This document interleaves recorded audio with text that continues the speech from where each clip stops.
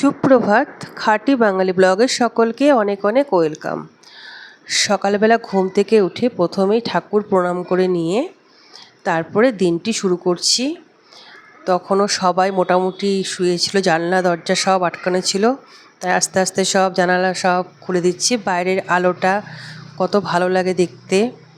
আর দেখো পিছন এত বৃষ্টির জন্য চারিদিকে মানে সবুজটা মনে হচ্ছে আরও বেড়ে গেছে, আর দেখতেও কত সুন্দর লাগে না? আমার পিছনটা দেখো আবার সেই জঙ্গল হয়ে গেছে, প্রচুর জঙ্গল। এই বৃষ্টির দিনে তো প্রচুর, তোমাদের সাথে এর আগে শেয়ার করলাম যে আমি জঙ্গলগুলো সব পরিষ্কার করানো হলো, কিন্তু আবার সেই জঙ্গল দেখো কি পরিমাণে। তারপরে আমি নিচে এলাম, নিচে এসে আমার ভিতরেই মানে আমার বাড়ির ভিতরেই কয়েকটা গাছ হয়েছে, তোমাদেরকে এর আগে দেখালাম। এই লঙ্কা গাছ আছে, তারপরে ওইদিকে কুমড়ো গাছ আছে। আর দেখো আমার এখানে কিন্তু এই যে তুলসী বেদি আছে, এখানটায় হচ্ছে আমার কতগুলো গিমা শাক হয়েছে দেখো। তাই আমি দেখলাম যে গিমা শাকগুলো কি সুন্দরভাবে মানে পরিষ্কার জায়গাতে হয়েছে, তাই কিছু গিমা শাক আমি তুলে নিলাম। গিমা শাকের পরিমাণ তো খুব বেশি হবে না, কিন্তু বড়া খাওয়া যাবে, এই জন্যই তুললাম কিছুটা তুলে। কারণ বাড়ির মধ্যে এটা এমনি এমনি একা একাই হয়েছে গাছটা। এই একা একা গাছটা আবার মানে প্রত্যেক বছরই কিনতে হয় জানো তো। যখন আমার বাড়িতে যখন হচ্ছে মাটি ফেলেছিলাম, সেই মানে কোনো পুকুরের মাটি টাটি হবে হয়তো, জানি না। তো তারপর থেকেই এই গিমা শাকটা প্রত্যেক বছর কোনো না কোনো জায়গাতে হয়, বেশ ভালো লাগে, খুবই ভালো লাগে। আর ওই যে বাড়ির জিনিস যেটাই হোক, ছোট হোক বড় হোক, সেটাই কিন্তু ভালো লাগে, তাই না বলো? তাই এখন হচ্ছে কিছুটা গিমা শাক দেখো কি সুন্দর হয়েছে, অনেকটাই হয়েছে কিন্তু। এই যে তুলে নিলাম, এর বড়া করব। তারপরে উপরে এসে এখন হচ্ছে চা হয়ে গেছে, আমার মা বাবা সবারই চা খাওয়া হয়ে গেছে। এখন হচ্ছে আমি চা খাবো, চা আর মুড়ি খাবো, কারণ সকালবেলাটা চা আর মুড়ি খেয়ে নিই, তাছাড়া অনেকটা বেলা না খেয়ে থাকতে হয়, কারণ সময় পাওয়া যায় না। চায়ের পরিমাণটা এতটাই বেশি ঢেলে ফেলেছি, পরে আবার চা কিন্তু আমি একটু কমিয়েও নেব, কারণ এতগুলো চা আবার সকালবেলা 1 কাপ ভর্তি। আমি একটু চা বেশি পরিমাণেই খাই, আমি বারবার চা খাই না, তো একটু বেশি করেই নিই। তার সাথে এই যে মুড়ি আর এই একটু বাদাম নিয়েছিলাম, না হলে শুকনো শুকনো মুড়িগুলো না খেতে যেন কি ভালো লাগে না অত, এই জন্য এর মধ্যে একটু কিশমিশ আর ওই বাদাম নিয়েছিলাম। নিয়ে এবার এটা একটু ঘরে বসে খাবো। আর প্রচণ্ড গরম পড়েছে, আর দেখো আমি চায়ের উপরে বা মুড়ির বাটিটা রেখেছি, আমি ভাবছিলাম যদি পড়ে যায় সব যাবে এবার। তো যাই হোক পড়েনি, এবার আমি ঘরে নিয়ে আসলাম, নিয়ে এসে এবার চা আর মুড়িটা হচ্ছে খেয়ে নেব আমি।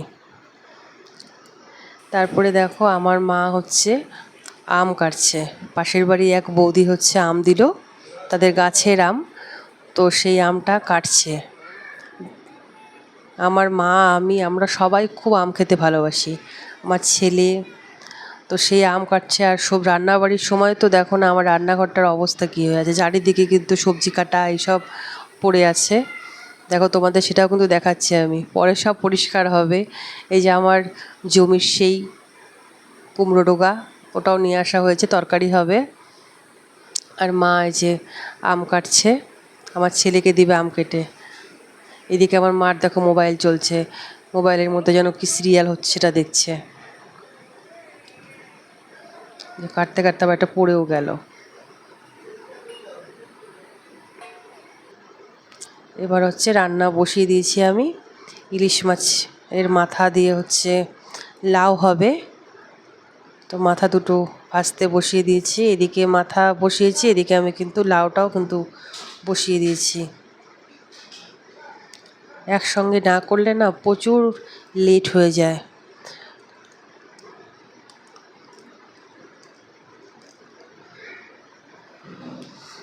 এই দেখো আমার লাউটাকে মোটামুটি তাও অনেকটা টাইমই হয়ে গেছে, লাউ থেকে জল বের হয়ে গেছে। একটু নাড়াচাড়া করে তারপরে ইলিশ মাছের মাথাগুলো দিয়ে দিব ওর মধ্যে। এই রান্না করতে করতে ছেলেকে স্নান করিয়ে দিই, তারপরে ওকে আবার খাওয়াতে বসাতে হয়, অনেকটা টাইম লাগে ওর পিছনে। এই জন্য তোমাদের সাথে কিন্তু আমি মানে প্রতিদিন কিন্তু সবটা রান্না শেয়ার করতে পারি না, কারণ সবসময় দৌড়াদৌড়ি এই করতে থাকি আমি। এই জন্যই এবার ওটাকে আর একটু ভালোভাবে মুছতে হবে, মজার জন্য আবার ঢেকে দিলাম।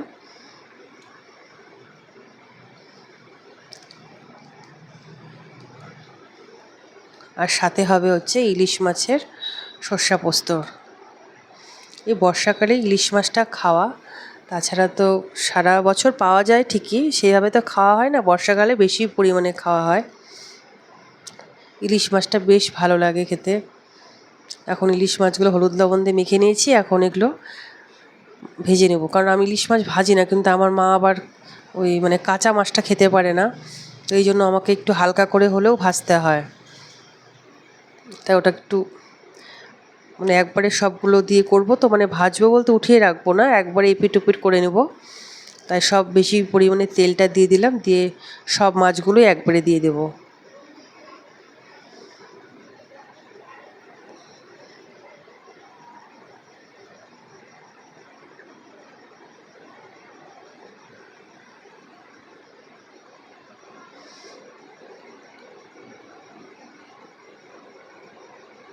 এদিকে দেখো যে লাউ আবার নাড়ছি, নিচে লেগে গেছিলো, নিচে লেগে গেছে জন্য সে তাড়াতাড়ি করে, দেখছো কীরকম লেগে গেছে একদম। এই পাশেই দাঁড়িয়ে আছে, কিন্তু মানে ওইদিকে ইলিশ মাছ ভাজছি করছি, এদিকে এটার কথা মানে গ্যাসটা কমিয়ে রাখবো মনেই নেই। যে মাথা দুটো দিয়ে দিলাম, এবার এটার সাথে ভালোভাবে নাড়াচাড়া করে কিছুক্ষণ পর নামাতে হবে।